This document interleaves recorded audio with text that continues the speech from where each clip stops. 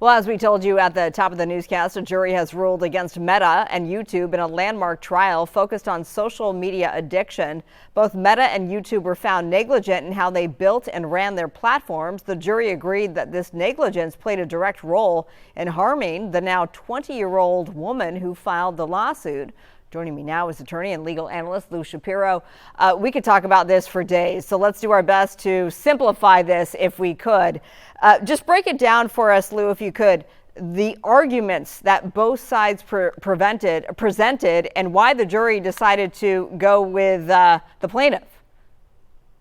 Sure. So the plaintiff side is saying that Meta is not doing a good enough job of making sure that their platform is not addictive to children. That is basically open to everyone.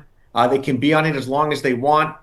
And it's designed to keep producing content that makes them just want to click and click for hours on end, not realizing the psychological damage that it does to a minor. The defense, Meta, argued, we're not the parents. It's the parents' job to monitor what their child is doing on social media, to say, you've had enough screen time today. We're not the parents, they are. That's the question that went to the jury, and the jury ultimately went along with the plaintiff's side and said that Meta needs to do a better job of putting certain safeguards in place so that children do not become addicted to it, so it doesn't affect their mental health. Okay. And that's how we got this verdict today. Okay, so now with that said, noting specifically how the jury ruled, what does this mean for the future of YouTube and Meta? Do they have to, for instance, redesign their platform? So in the short term, the answer is yes, because while this case may go on appeal, Meta and YouTube want to show that they are, for the public, at least the court of public opinion, that they are going to do their best to try to remedy the situation down the line. So they may put certain age restrictions in place now. They may have certain parental controls that are now going to be put into place that give parents much more monitoring availability and visibility over their children.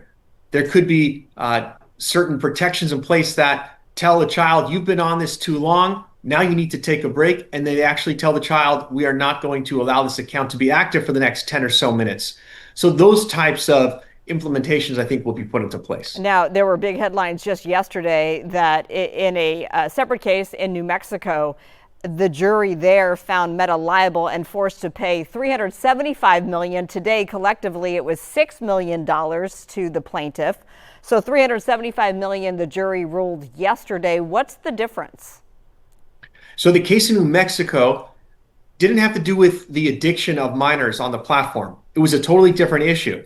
The issue was, is Facebook, Meta doing enough to make sure that children are not being taken or being lurked into by predators on the net? So it had to do with child safety protections against predators, nothing to do with the actual content that children are seeing online. So that's why it was two different types of cases. So $375 for Meta yesterday, $6 million, which Meta has to pay 70% of, if I'm not mistaken, from today's verdict. This is a drop in the bucket, though, because checking Meta's value, $1.5 trillion. So this isn't a lot of money to them. They're going to appeal. That's what they said today, Meta and YouTube. What does that appeal process look like? Do you think that they have a leg to stand on?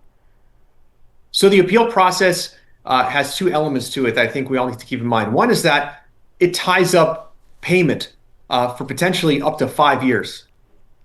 Second prong is that this case may make it all the way up to the U.S. Supreme Court because it's an issue that has national importance, especially by the fact that there is a Section 230 law in place that is supposed to protect social media platforms from prosecution. In this case, they sort of got around it because the platform is protecting, because the law is protecting content. And in this case, the argument was it's not the content that's an issue, it's the platform itself has a design defect that is not healthy for children. That's how they got around it, but that's a question that may go up to the Supreme Court, which will decide, was that the legislative intent of Section 230? Maybe it was also to protect the underlying design of the platform as well. Remains to be seen. Wow. I mean, this is really, as it's being called a bellwether test, a test case, really, because this case, in fact, is tied to about 2,000 other pending lawsuits that have been brought by parents in school districts across the country. So we'll see where this ends up. In the meantime, we thank you, Lou Shapiro, for jumping on and analyzing this for us tonight. You got it, Marla.